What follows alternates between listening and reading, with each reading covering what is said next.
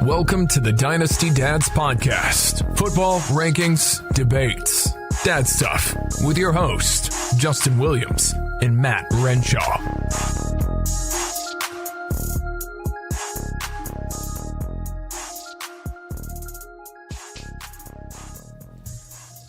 And welcome everyone to this edition of the Dynasty Dads Podcast. I am your host, Justin, the Dynasty Guru Williams, and with me, as always, my good friend, Matt Renshaw. Matt, how are you today? Good. Guru? Guru. I have a podcast. Like Guru? Nope. Guru? Nope. I have a podcast, so I'm a guru. Does that make me a guru? I guess. You're like a co-guru. Co-gurus together. All right. Oh, starting off strong. Yes. All right. So, wow. We took a week off. Yeah. There just wasn't a lot going on. There was a lot of football, but I mean, it was pretty meaningless. There wasn't a lot. Yeah. So today, Matt, we have some news and notes to go over, some pretty big news and notes. Lots of news and notes. And then for like the second half of the show, we are actually going to combine everything into like one discussion segment where we're going to talk about dynasty startups, standard startups, auctions, strategies, all that other stuff. Pretty much just like your whole kit and caboodle. We're probably going to argue at some point. Yeah. I mean, especially here in the the Seabreeze studio. Seagram's Escapes Studios. Yeah, whatever you call it. Yes. Not a sponsor. Speaking of, do you want another one? No, I don't want any. Oh, you've already had one. Don't lie to the listeners here. Sure. How you got any kid stories for the week? Boy, you changed that subject fast. Yeah, actually, kind of. It's been pretty uneventful. Carly is this close to walking. For those of you that can't see in the Seagram's Escape Studios, he put his fingers real close together. Mm-hmm. Yeah, Carly's my my 1-year-old daughter. She can stand up on her own, and she'll stand up like a mother. Yeah, like she will just stop what she's doing and stand up and wobble and then just fall over. She falls. Yeah, it's taking that first step. That's the problem. She can hold on to things and step. Yeah. So do you like walk with her? Like hold her hand and walk? Yeah. Okay. Yeah, we do the whole puppet thing. Yeah. Yep. How about you? Nothing crazy with mine. It's my last week home with the girls before I go back to work. Oh. So we've been doing little things. Like I had to go into work today and I had to go on Monday, but I'm off tomorrow. And yeah, it's just been fun. It's been a fun summer where I got to spend time with just the girls, and I'm ready to go back to work. But I enjoyed my my time with them. Nice. Yeah. Yeah, I can't imagine the whole teacher thing. Staying home? Wait. No, teaching kids or staying home? I knew what staying home felt like for a while there, but I can't imagine like just being home for 3 months and then working, full time for 8. Yeah, 9 ish. Yeah, well, you get a Christmas break and a Thanksgiving break. You guys get too many days off. Oh yeah, so that's why our education's failing, Matt. It's because you guys get out of here, not doing your job. That's right. It's our fault. Your job. It's not the parents. I'll tell you that much. Yeah, never the parents' fault. I learned that at the high school. Why'd my computer died. Why did you plug it in? No, why didn't you tell me to plug it in? Mm-hmm. Okay. Anyway. Well, with that being said, be sure to check us out on Twitter and let Matt know how a terrible job he's doing as teachers, and maybe he'll change the world. Charge your computers, folks. Yep, we're at Dynasty Dads on Twitter. We are at dynastydads.com. And be sure to leave us an iTunes review if you find any of this useful whatsoever. Even if you don't, you can leave us an iTunes review. Yeah, I mean, just don't give me a 1-star rating, please. These guys talk about nothing, and it is the best intro 5 minutes to a podcast ever. Mm-hmm. And we're running a minute short. Oh. 4-minute mark. Man. So let's get right into news and notes. Headline of the day. The week. Probably last couple weeks, really. Darius Geis diagnosed with a torn ACL. Wait a minute, what? Geis diagnosed with a torn ACL. I must have missed that all over Twitter. Womp, womp, womp. Out for the season. Popular 102 all off season. Looked pretty good on that play until obviously the very end. 21 years old, had a bit of a crowd around him in Washington with Rob Kelly, my boy, Chris Thompson, P. Ryan. But I guess, if you're looking for a silver lining, at least it happened early, right? I guess. At least it happened now as opposed to week 7, week 8. I don't know. I would have rather it happened week 7 or 8. No. Wait a minute. Carson Wentz tore his week 16, and he's going to play week 1. Possibly. He's up in the air, but possibly. Okay. So what? I would rather have a Dalvin Cook tore his week 4, and he's back. You would have at least gotten some use out of Geis. Now you don't. I'm not saying it's a good thing that it happened. I'm saying it's a good thing it happened. Are we really at the headline, the top story? You said it's a good thing it happened. No, early. I said if you had to pick, you'd rather have it happen early in the season, where now you can prepare. You have 4 weeks to find another running back, trades, whatever. Okay. You're not doing something in the middle of the year or middle of the week. I see what you're saying. And I mean, as far as the recovery table goes, he just has that much longer to be ready. Yeah, he'll be ready week 1 next year. He'll be absolutely ready for training camp next year. Yep. You know what I mean? Yep. So this is, while it's not a good thing, at least he has a shot. And he should absolutely be ready for 2019, like from start to end. Yeah. So, how does anybody get a boost for you? Like a significant boost? Rob Kelly, Chris Thompson, Pirine, anybody? I know you're going to say Rob Kelly. Absolutely. I don't like any of them. I'm surprised they didn't go out and sign like an Alfred Morris. Not only did they not go out and sign, they stated they're not going to go out and sign. Yeah, I know. They're very happy with what they got. Yeah. If you were gonna like end your season, like what would your end of season injury be? Like if you were in the NFL and you had to like guess what injury you might have, like what would your end of year? I'd probably like sprain my thumb playing like Xbox or something. That's not or texting, and I would be like, nah, I'm out. Lazy. You're in this hypothetical situation where I'm an NFL caliber player. You're gonna say that you're gonna sprain your thumb. What do you want me to say? What would yours be? What would yours be? I've had some hamstring issues, so mine would be like a torn hamstring or something. I've had lots of hamstring, college, high school. That's mine. Yours is a thumb. A thumb, probably. Have you ever strained a thumb before? I don't know, man. I've had some pretty hardcore gaming sessions in my life. Oh my god, you're like Mike Evans playing Fortnite.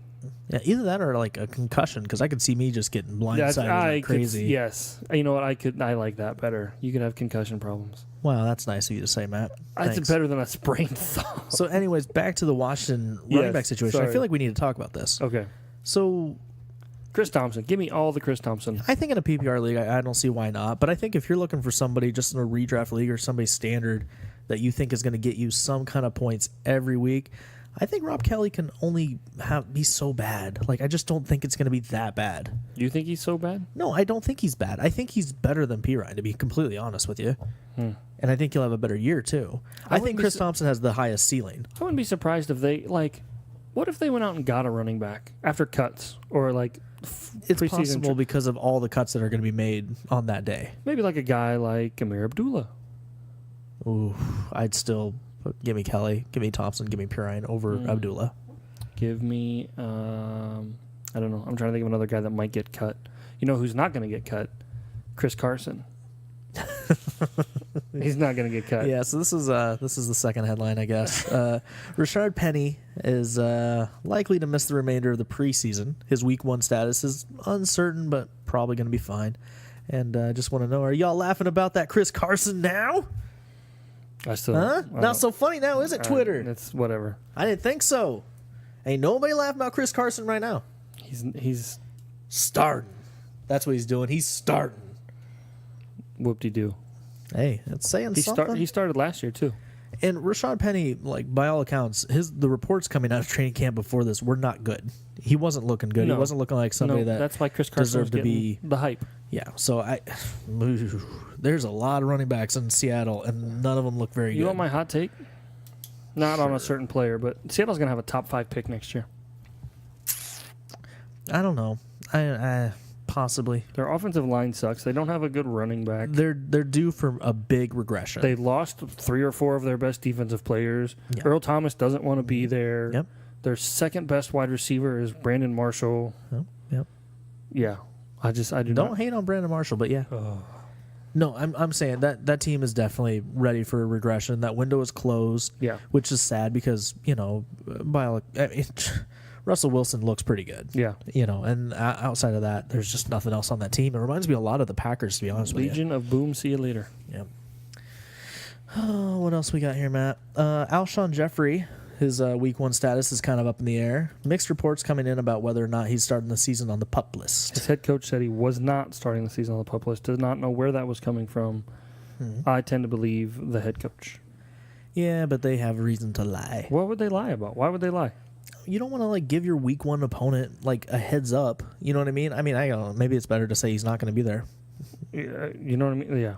I think he's fine. I think he's going to play. Smoke screen. He's on our SFD team. Games. We need him to play early. He's our guy. Yeah. Well, let's run through the rest of these notes, and then we'll go through like the week one of the preseason notes, which was so exciting. Football is back. Tyler Eifert's snaps are likely to be limited this season. Head coach Marvin Lewis stated that he doesn't want Eifert to reach 50 snaps a game. Wow. Eifert reached 50 snaps in both of his games in 2017. All 2 of them. And I don't know about you guys, but I am just hoping he reaches 50 snaps on the season. Yeah. I mean, that is a boom or bust tight end. Am I right? Yeah, I'm not a fan. I've sold all my shares where I had him and get rid of him while I could. It's just not something you want to hear from somebody that you bought low, thinking that there's a chance he comes back as a good tight end. Right. A fantasy relevant tight end, I should say. They had, who was the other guy that was there last year? Croft. Croft is still there, isn't he? Yeah, he re-signed there too, yeah. So, I mean, they saw him have success. Maybe they're like, we don't need Eifert to play that many. We've still got Croft, and it's just less snaps means less opportunities to score and less opportunities to get injured. That's also true. Let's see. Devontae Parker broke his middle finger. Yeah, week 1. I know it's 3 weeks out, but who was he flipping off? All of his haters? Probably. Are we done with Parker yet? I feel like I've been done with Devontae Parker for way longer than anybody else. I thought we talked about this on other episodes. I'm not investing new shares in him, but I am holding the shares that I've got of him, if that makes sense. I'm completely out. Yeah. If there's ever a year for Devontae Parker to live up to any of the hype, it would have been this year, and he's already off to a bad start. That entire team is off to a bad start. Nobody looks good. Nothing looks like it's moving in the right direction. Wait a minute. Frank Gore is still there. The ageless I am perfectly happy buying Frank Gore at the price he's at right now. It is crazy. Yes. He's listed as a co-starter. Yeah. Just to mess with people. That's right. Did you see what he said? Yeah. I did. That's funny. If you haven't seen it, go Google it. We can't say it on the air. So, does Albert Wilson have a shot at relevance this year? At least week 1. I think he has a shot. Kenny Stills is hurt. Parker's hurt. Danny Amendola is apparently relevant down there. Oh, you can get Albie. You can get Albie pretty cheap. Albie? Yeah. Is this your deep guy? Rosters? Why not? He's worth a shot. I got him in a league. He was on waivers, huge roster or huge benches. I'm like, yeah, I'll take a shot. He's not going to hurt anything. Can't hurt you on your bench. Kalen Ballage suffered a concussion. Not a good start for a rookie running back. Oh, I think he'll be okay.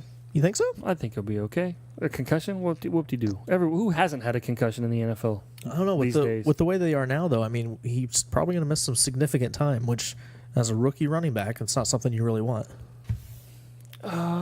Yeah. I don't know. Drake did fine last year when they traded Ajayi away. I know he wasn't a rookie, but... Yeah, that was, 6 weeks in? Yeah. 5 weeks in, maybe? Something like that? So if Ballage misses time, Ballage, but I don't even know how to say it. Doesn't matter. Naming, we should have this discussion. Names don't matter. That's going to be a popular sleeper next offseason. Yeah. Ballage. Everyone's going to want him. Gore's gone. Yeah, because Gore will be gone, and then who knows what's going to happen with Drake. And, if Drake has a rocky year, everybody's going to want to be jumping on that Ballage train. Choo-choo! Yeah, I'm trying to think of a Drake song reference, but I can't. Can't do it. Kiki, do you love me? Are you riding? I was trying to think of something better than that song. Deon Cain out for the season. Yeah, this is a rough week for rookies. They're dropping like flies. It's a really bad start. Deon Cain out for the season. He was kind of a popular sleeper. Not a lot of competition in Indy at the wide receiver position. Had some hype. There was some hype coming out of camp. Little bit of hype. Yeah. Darius Fontaine will likely get a little bump, but in my opinion, it's a much bigger deal for Hilton, Ryan Grant, and Mr. Chester Roberts. If we're talking about Rogers, good guys you can get at cost, Ryan Grant is a solid wide receiver 2, wide receiver 3. Well, I don't think Ryan Grant is anything special. I completely agree. Yeah, he's going to get opportunities, and if luck is back to being luck, which I'll believe it when I see it non-preseason, we'll see. But I like Grant. By the way, Chester Rogers is pretty much free right now. Like, you don't have to draft him in most formats. Yeah. You can pick him up. Yeah. He's there. And he's the wide receiver 3 right now. He's the slot guy. So I really don't hate it. And then Fontaine, well, I think he got drafted in like 5-round drafts. Yeah. I could see it, but He's on some practice squads. Yeah, not this year. It's not happening Or taxi this year. squads, sorry. In more indie news, Naeem Hines better figure out football pretty quickly. Didn't he look bad? He looked awful. 3 carries, 7 yards, mishandled 2 punts, and a kickoff return. Absolutely terrible. So there's already reports about him like being, in the doghouse. There were some funny tweets about that. Josh Ferguson being ahead of him and There all were sorts of stuff. Some funny tweets. They're like, oh, he's a converted wide receiver. What was he before that? Like, it's just different things that I can't say, but they were hilarious. It's just not good for a guy that got taken where he got taken in most rookie He'll drafts. be okay. I don't know. That's a bad start. Okay. Bad He's a start. rook. So let's go over a couple of the week 1 preseason notables, really. So All right. I'm Wait. not saying all these are very relevant, but some of them are. There's something not on here, so I'll have to add it at the end. Okay. Let's see. Vikings rookie running back Rock Thomas had 3 catches for over 100 yards and 2 touchdowns. Do you want to talk about how awful ESPN fantasy is because Rock Thomas isn't even available to be picked up in any league? You and I have been saying that for a long time. ESPN fantasy is awful. Awful. Awfully Especially for overrated. Dynasty. For Especially Dynasty, it's probably the worst, but it's like the most overrated service out there. It's free. It's terrible. It's awful. I just don't understand how you have so many users and you invest 25 hours of programming to it in a single day, which that just happened this week, which I didn't watch. freaking kill me. Yeah. And you don't invest any money into hiring people that know what they're doing with the fantasy side of things. I checked earlier today because we have a league on ESPN, and Rock Thomas is not even available, and he's not pick-upable. Those guys need to call Scott Fish, and I'm dead serious. What guys? The ESPN guys, whoever's running that fantasy department, Mike if there's Clay? anybody. Mike Clay. Yeah, it doesn't matter. Those guys need to call Scott Fish, Ryan McDowell, the Dynasty Dads. I mean, whatever Yeah, you want to do, yeah. they need to call somebody because like those guys don't know what they're doing. It doesn't play. It plays well for like recreational people that do it just for fun with their buddy, but like people that are serious about it, no one uses ESPN that's serious about it. But they can make money if they actually invest in it and You would make it a think. serious, compete with MFL. Yeah. MFL is banking money every year, hand over fist. And ESPN just offers it for free because they're like, oh, we're just cool with the casual guys. Yeah. It's like they're competing with Yahoo Fantasy. It's like, why? Yeah, I don't know. Why? They constantly. I mean, You we have don't use it. Disney behind you. What are you waiting You have for? money. Yeah, you're ESPN. You have money. Oh, Sorry, that was a rant. it's annoying. I watched that game, the Vikings-Broncos game. I tried and I couldn't. I wanted to see some Jake Butt. By the way, 80 of those 100 yards he tallied came from one screenplay, and the Broncos covered it absolutely poorly. Yeah. So don't get overexcited, but it's just something to note. At least he performed pretty damn well. You worried about the Broncos? Case Keenum did not look You good. do not worry about teams in the preseason. Oh, Case I don't know. Keenum will figure it out. The Browns were 4-0 last preseason, and that worked out great for them. They got the first pick. Yeah, you're right. Boy, I'm eating my words right now. In other news, the Chargers-Cardinals game was absolutely awful. 26 penalties for 265 yards. 3 hours and 40 minutes of that. I didn't see that one. Yeah. Looks like I didn't miss much. Isn't that awful? I saw the Josh Rosen, every Josh Rosen throw, and that was not pretty. I haven't seen that yet. Was it bad? Rosen looks good, but the center, I tweeted it out on Dynasty I Dads. seen your tweet. Oh yeah. my goodness! Like couldn't get a ball to his hands, to his knees even. I mean, every ball hit the ground was awful. I think he got cut mid game, halftime. They said, "See you later." Here's the bus ticket. Yeah, Do they have bus tickets? Yeah. There's bus tickets, or right? plane tickets. I mean, those are probably more relevant now. Speaking of quarterbacks, Teddy Bridgewater looked pretty damn good. 7 for 8, 85 yards, touchdown. Is he on the Jets roster week 1? Yeah, I think when the media and like all the analysts start saying, "Oh, this guy's going to get traded. He's a possible trade candidate," yada yada yada, it never happens. Yeah, that Corey Coleman guy didn't get traded. It took a long time. Oh yeah, week 1 of the preseason. He should was have been gone. traded last year. Well, He he actually dropped had value. He dropped a ball week 16, 17. Yeah, That's what got him traded. terrible. We'll get to that. Teddy Bridgewater looked pretty good though, and I think that I don't know why you would trade him, but Because you could get something for nothing. Like you have Teddy Bridgewater is something right, but they're not going to play Teddy Bridgewater. Like why would they play Teddy Bridgewater? because you paid him.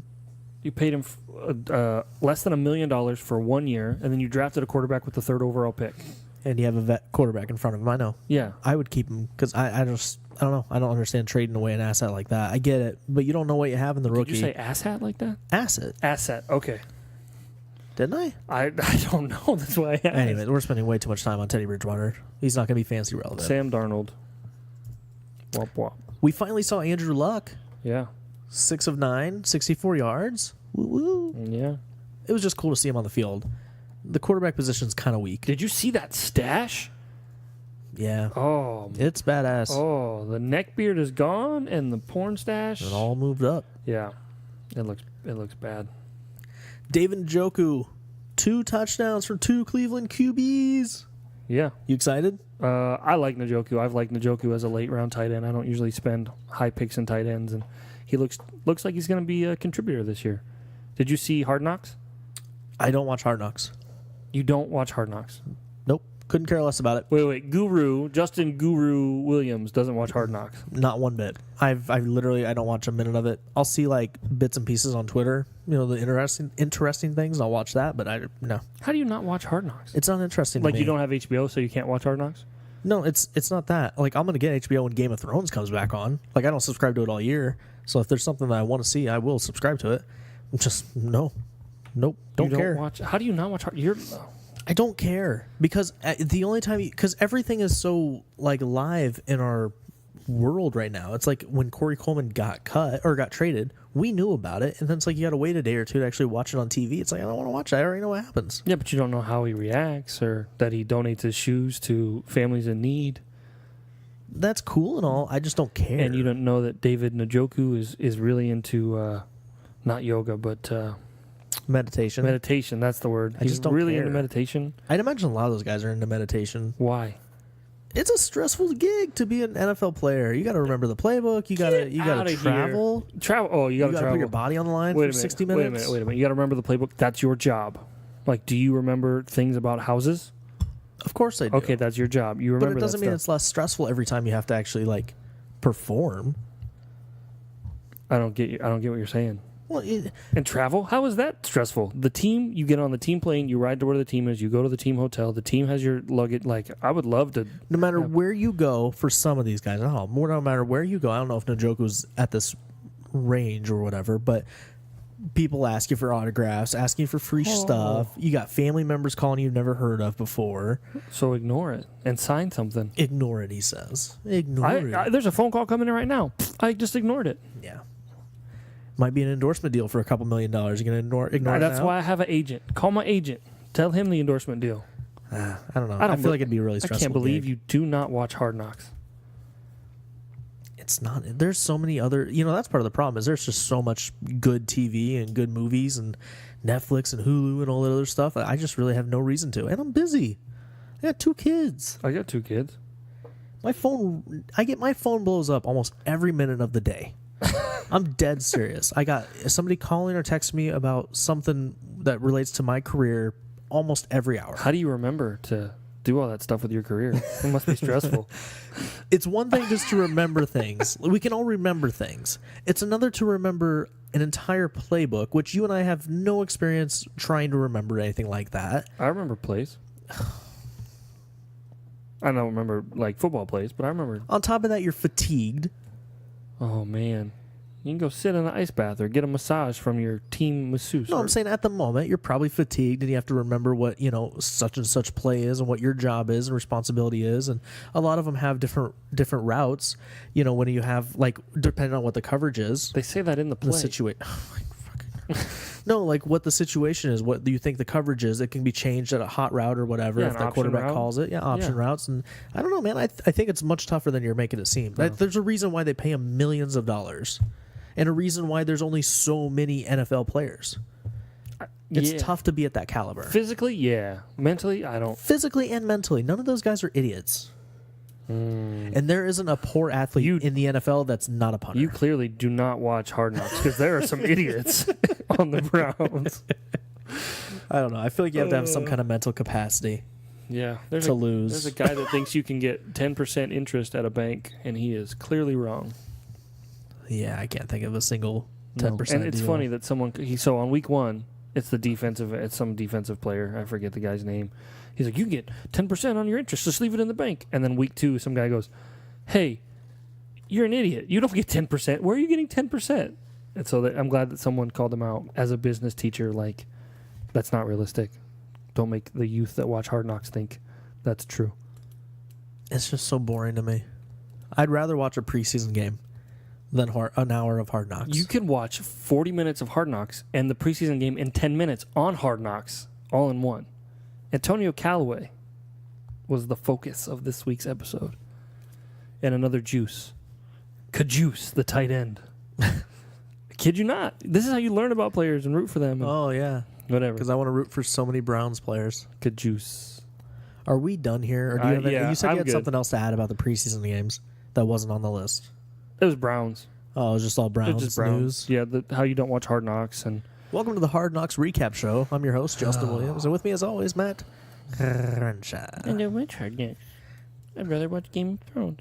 Oh, I'd absolutely watch. Don't tell me. Don't you dare say it. Do you not watch Game of Thrones? I have not seen an entire episode of Game of Thrones. But, to be fair, I'm working on it. Don't. I'm working on it. I just watched Breaking Bad for the first time last month. The whole series in like 2 weeks. I'm usually late to the party on good shows. Game of Thrones, huh? I know there's like dragons. Like right up your alley. I know you've said that before. I can't get through episode 1. I've tried to watch episode 1 3 different times. And Episode I just 1's can't. hard. Episode 1's a lot of build up. Oh. But boy, it gets good. Okay. I'll keep trying. We should just contact HBO right now. We're pubbing their stuff. That's true. Let's take a break. All right, we're going to take a break. I'm going to get on the phone with HBO, and then we're going to come back, and we're going to talk about Dynasty startups and redraft strategies. Stay tuned.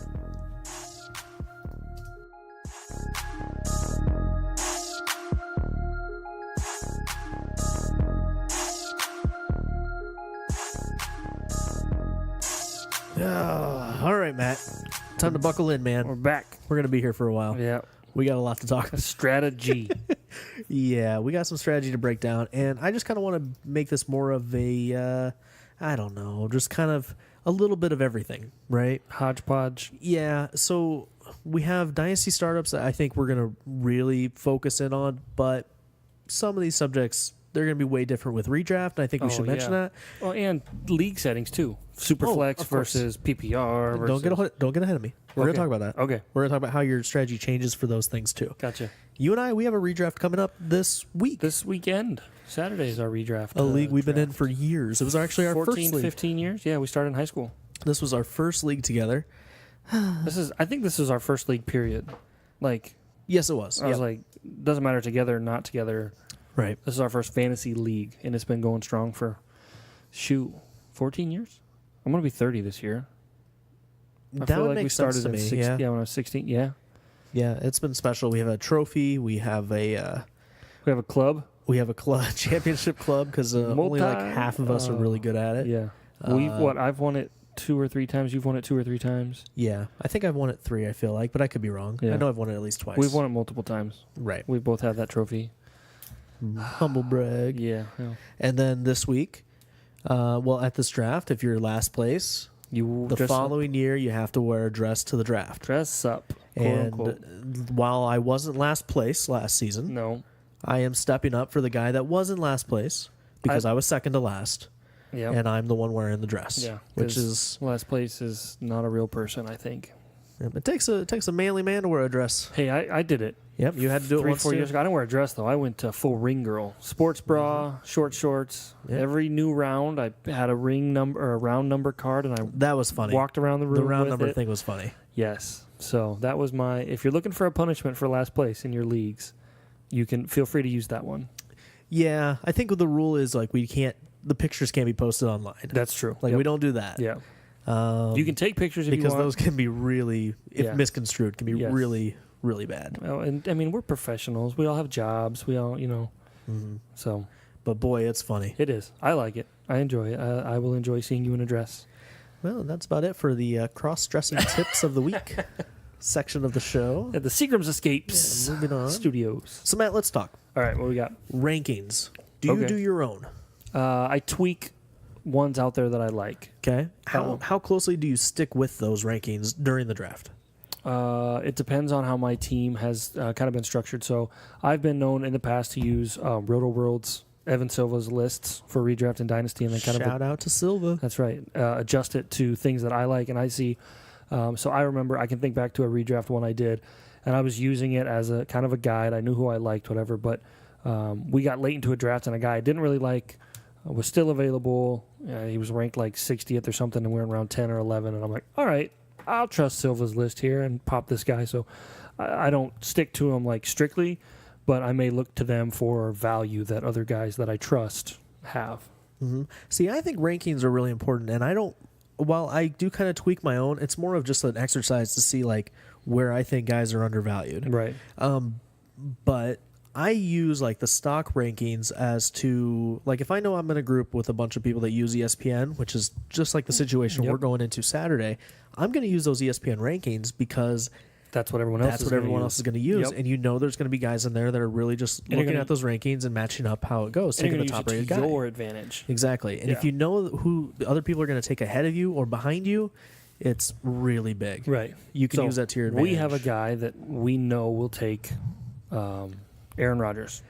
Yeah, he's taking Aaron Rodgers almost every year. He grabs him around early. If you know that, use that to your advantage. Man, that was weird. Went through puberty there. I've done that too, where I look at lists and I go, okay, I know I'm going to have to grab this guy around early, and it depends on where you're at. If you're doing, if we're not doing auction drafts or we're just doing snake drafts, you may have to reach for a guy if you know he's not going to make it back to you. And I think that's a really big thing that since you mentioned auction drafts, whether it's dynasty or redraft auctions, you have to get the guy that you want. Yes. You need to get one or two of those guys that you absolutely think are going to hit big. You just need to pay whatever it costs to get them. Do you remember when we did our first auction league together? Absolutely. Do you remember what happened to me our first auction? Wreck. It was terrible. I kept searching because it was an auction keeper, not dynasty, but 3-year keeper. Yep. And I kept looking for values, and I'm like, I'm not going to pay more than what a guy's worth because I want those values, and I'll just keep the values. And man, did that blow up in my face. Yeah, if you're just searching for value the entire time, you're going to run out. Yep. You're going to run out of luck, and you're just going to be the guy left holding the bag at the end of it. And I think I left that draft. We started with $200, and I left 50 plus on the table. Yep. So you might as well just go get the guys that you want early, or whenever it happens. It doesn't matter early or late or middle. Yeah. But you just got to go get them. The next couple of years, I went out and I just spent a large chunk of my money early on guys that I wanted, and then filled in the gaps later with cheaper guys. Yeah. With are rankings more important in any kind of format? Like when it comes to in between dynasty and redrafts, would you say rankings are more important one or the other? Okay, so you say rankings. What do you mean, like actually having a list of rankings in front of you while you're drafting? So like top 300, or because I don't like rankings. I like tiers personally. Like if I've got let's say we're doing a snake draft and there's two tier 2 running backs, for sure, and one tier 1 wide receiver. Like I'm going to take that tier 1 guy that I still like, but he may be lower on a ranking sheet than someone else. Does that make sense? Yeah. So I like to use tiers. I don't like to use just strictly ranking sheets. I like tiers, but only as like an exercise. I feel like it's really hard to actually like make tiers myself and to judge, because I find myself when it comes to like the third tier of running backs, I have like 30 guys. Yeah. Well, and then you just pick the ones you like the best. Yeah, and so I feel like it doesn't really help a lot other than to kind of realize like where you're drawing that line in the sand. Right. So. I would like in our one this weekend, our redraft. I'll look at it and I'll mark like these are technically first round guys. These are technically second round guys based on these rankings, and see. So like I know I'll probably end up. I pick first, so I'll probably end up with some guys in the third round that I'll be willing to take in that second at pick 20 or whatever. When you're drafting, do you have but prior to the draft, do you have a team like makeup in mind? No. See, I feel like we kind of did when we did the Scott Fish draft, or Scott Fish Bowl, excuse me. I feel like you and I kind of got together and we figured out a strategy where it's like, you know what, we need to just go highest floor. Like I don't care about upside right now. I want the early rounds to be highest floor. We'll take a couple of high upside rookies and we'll just see how it works. if in a snake draft, I don't like to do that because if you go in strictly going, I'm going to go running back, then you're going to miss out. You may miss out on wide receiver value, or you have to be ready to adjust. But still, you should. I think you should have a makeup in mind, wouldn't you? You don't just go in blind. No, you don't go in blind. But you have to be willing to adjust as it's happening. If you pick 10 in a 10-team league and you're expecting to go best running back available, and Odell Beckham falls to 10. You're taking Odell Beckham. Sure. So for there's extreme cases like that. So for you to go in and go, I know what I'm doing. I'm doing this. Like, I think it's silly to handcuff yourself from the get-go and say, this is how I'm going to do this. You have to be willing to adjust, and you adjust early. I think we both agree on the adjust part. I think you have to be willing to adjust. If a great player is a great value, you take him. Yeah. They fall, you take them. That's always been my thing. I can tell you in non-PPR leagues, give me all the running backs. Yeah, in non-PPR, but I feel like that's those are dinosaurs now. Those leagues are dinosaurs. Yeah. And plus you're dealing with a lot of very new people when they're playing non-PPR because they don't understand why that PPR is there. Yeah. It's there to create equality between the positions. Yeah. Or tight end premium. Or tight end premium. Yeah. All that stuff 6-point passing touchdowns. People think it's just there just to be different. The inexperienced do. But it's really there to create equality upon all the positions. And it's tough to do, and it's not always perfect, but it helps. Right. See, like with me in dynasty startups especially, I almost always have a real strategy in mind of like what I'm trying to do. And it's not like player specific, but sometimes it's specific to where I'm at in the draft. Yeah. Like where my spot is. What do you mean? So like if I'm early in the draft, I know what my first pick is going to be. If I'm that top 3 or 4, it's going to be probably a running back, a very young running back. Okay. And really, I'd rather trade down. I trade down, and every startup I've done in the last year, I've traded back. But if I'm at the end of a first round, for a startup in Dynasty, I'm probably looking at just best player available, seeing who falls to me that first and that second round, and then after that, I'm probably looking for highest floor. See, I was late. There's one league I can think of for sure that I was like pick 10. And I traded back from 10 to 14, and I picked up like an extra third. And I loved it because then I used that extra third. I made a couple of trades, but then I used all my excess stuff that I've done to move back up into like the second. So I get like 3 second-round picks. And, I mean, so one league that I'm talking about, Superflex, Dynasty Startup, I picked late. I traded out of the first, traded back. I got Carson Wentz in the early second. I traded back into the mid-second and got Deshaun Watson.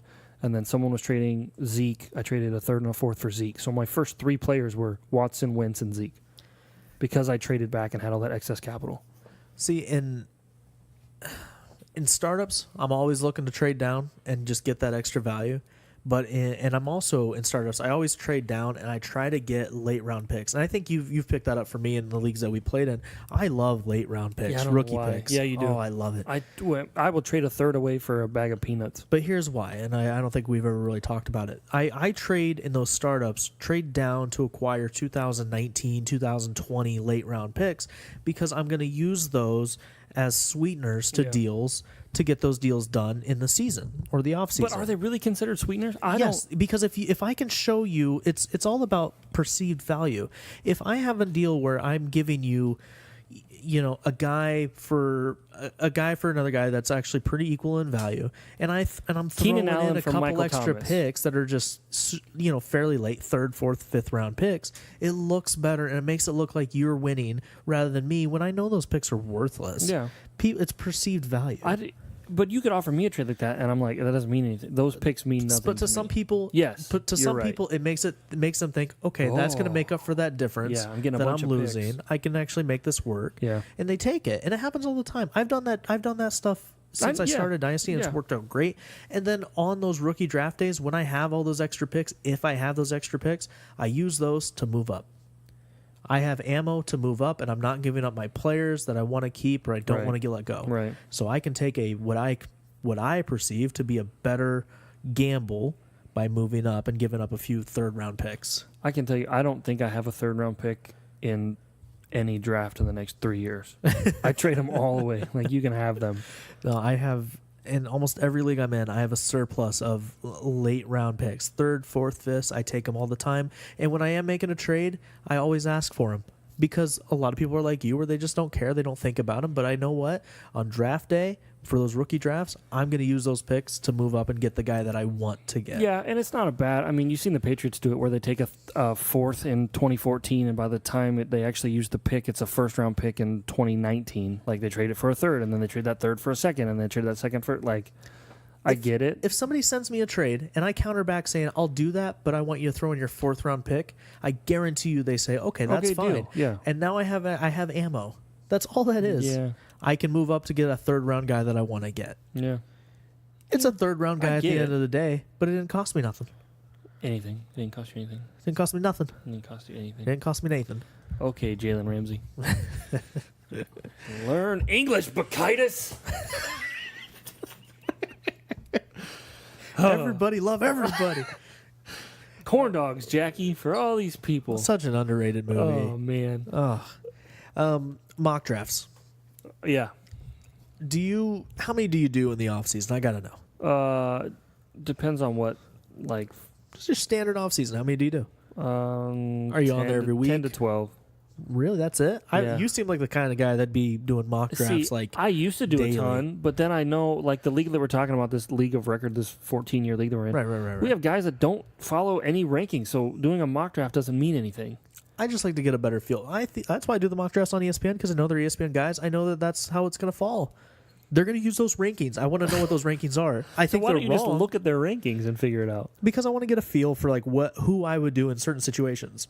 Yeah, I know. I get it. I just don't.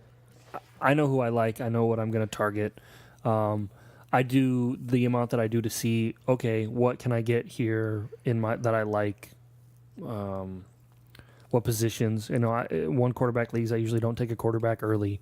Usually wait. I feel like we used to do a lot of redrafts, and then it's just like we got out of the redraft, or a lot of mock drafts, and we stopped doing the redraft stuff. Because it's really, I don't think there's a lot of value in them when it comes to Dynasty leagues. No. Because in Dynasty leagues, you're going to take the guys that you want. It's your guy. Yeah, get the guy you want to get. Yeah, mock drafts don't mean anything. In redrafts, I'm more like, I'll draft Phillip Rivers in a redraft. I will never draft Phillip Rivers on a Dynasty league. It's just like I don't want him. I traded 4 Phillip Rivers from you. Yeah, it's like I just don't want Phillip Rivers on my team. Yeah, but in a redraft. In a redraft, it's like whatever. I can stand him for one season. Yeah.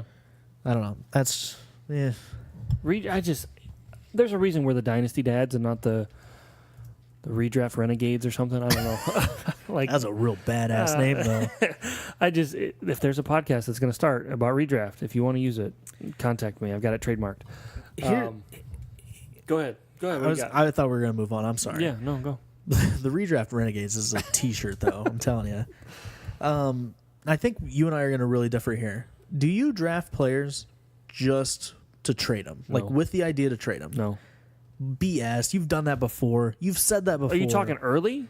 Not early. No, obviously not your first round, second round. But I think that after if there's a value, that I don't like, that like in my example where I was talking to rankings and there was a guy, I could draft that guy and trade him later. Yeah, I've done that. I don't do it early. It's not like I go, 101, let me take Gurley because I know someone will trade for him later.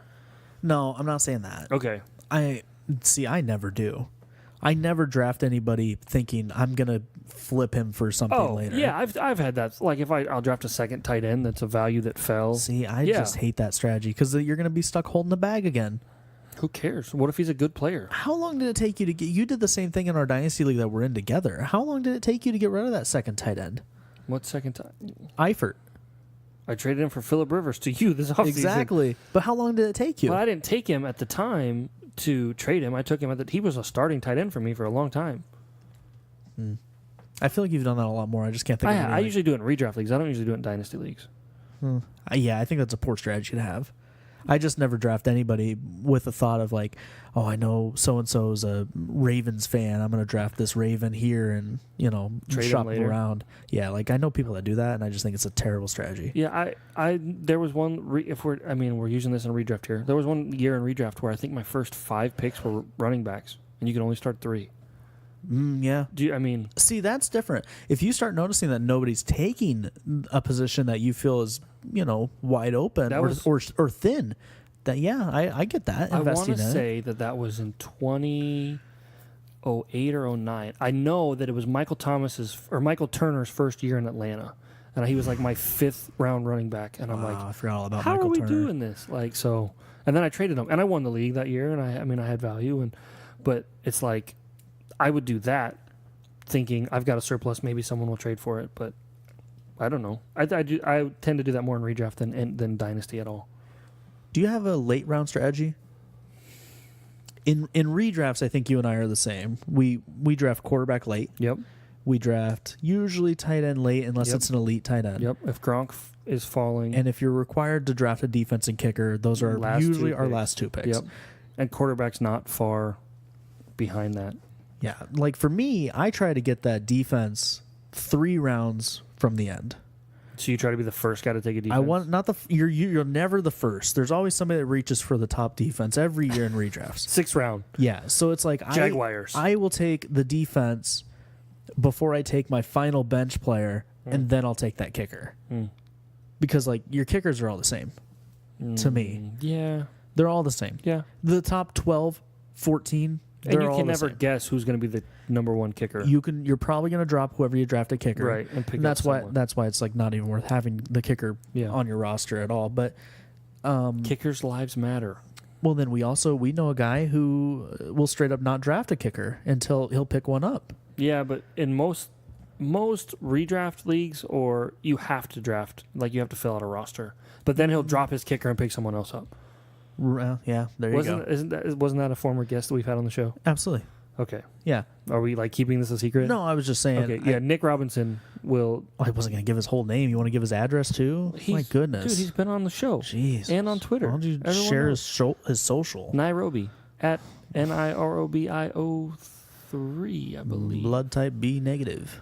I think he's more of an O positive guy. Nah. Shout out to Nick Robinson. Hey, eat some food, man. Oh, if you don't, I'm going to just keep eating.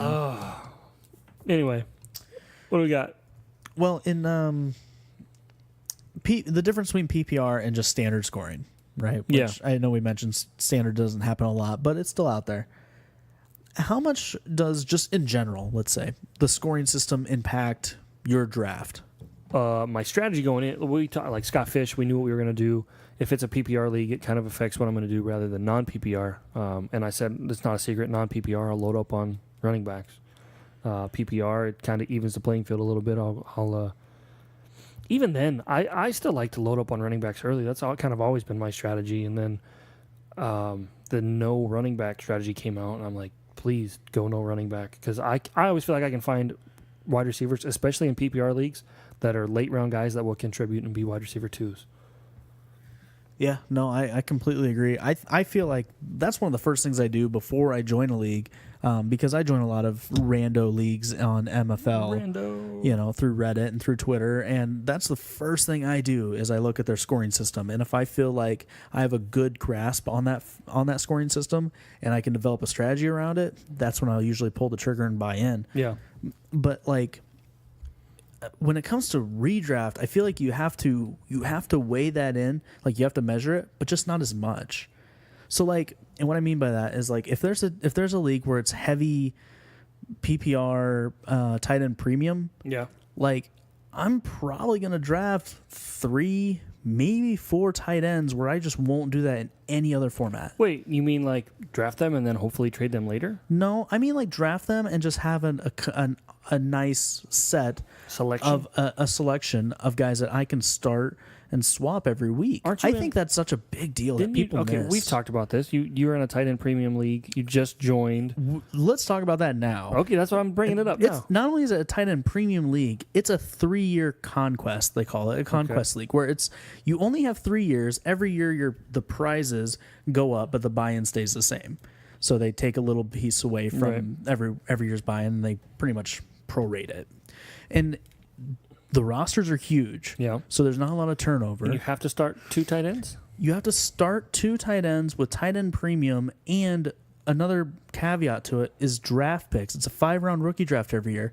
Draft picks count as a roster spot, and it's a 30-man roster. That's silly. And the draft picks from 2 years from now are in there. Yeah, so there could be a guy that drops a first-round pick in 2020 to pick up a quarterback for this week. If he's that desperate. Right, yeah. And it was almost...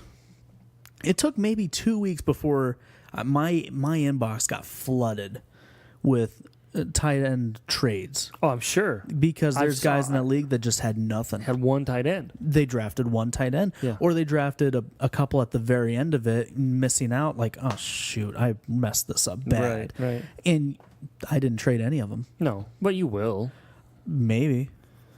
I might just hold him. I have Jermaine Gresham on my team, and it's like, I feel pretty damn good compared to some of these guys with Jermaine Gresham on my team. Did anyone send you a trade offer for Jermaine Gresham? Not yet, but I guarantee you, if no one else is offering, they will. Yeah.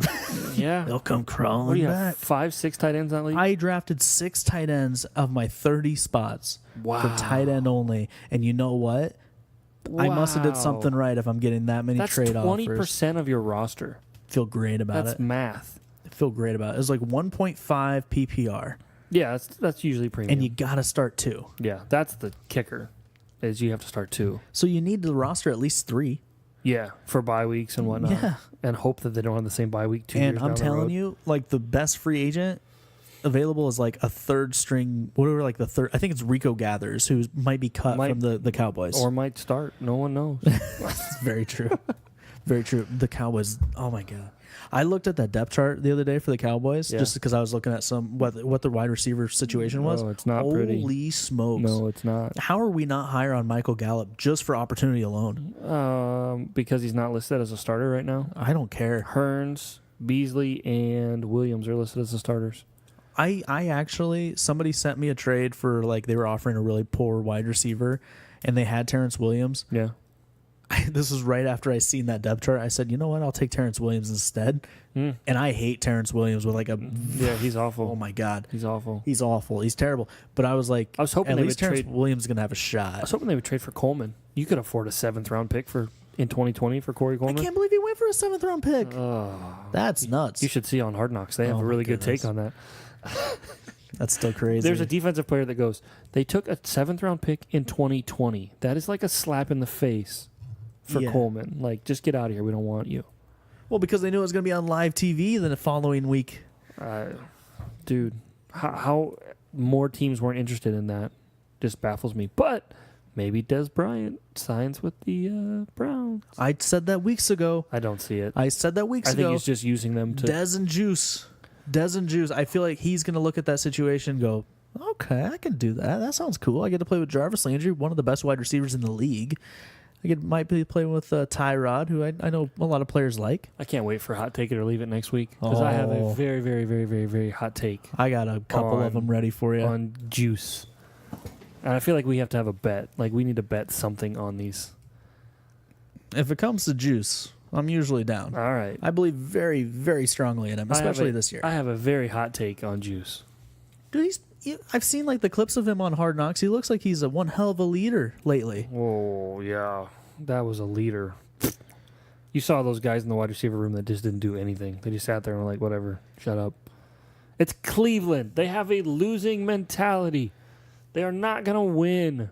And this leader is coming in, making a ton of money, and telling them that's not okay. It's not right. He led the Dolphins to a whole lot. You don't know what the situation was in the Dolphins locker room. Now if he's a leader, what's it matter? You know, sometimes it takes years to develop a leadership trait. Yeah. I'm just saying. I'll tell you who's not a leader. Hugh Jackson is not a leader. Yeah, I've seen like just from you talking about it, I've seen like clips and stuff. It's just like, why are you? He's a moron. I don't know how he has a head coaching gig, but man. whatever. I can't. Yeah, it's fun to watch the dynamic of the 3 coaches. Do you prefer a slow draft or a live draft? Honestly, I think it depends on the format. Like redraft, I think needs to be a live draft because it's redraft. Who cares? Dynasty. Boy, you can get a redraft done so quickly though, online. Yeah. Live drafts are so... I mean, that's different.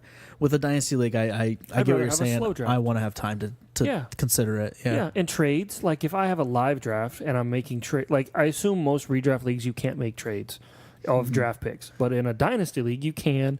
I would rather have the time to go through and shop picks. And I'm that guy in those leagues where my pick's on the clock. If you want it, make an offer because I will probably trade it. That reminds me, if you're that guy in Dynasty leagues that runs Dynasty leagues and you don't have, and you have like the draft timer set to like 12 hours, get the F out.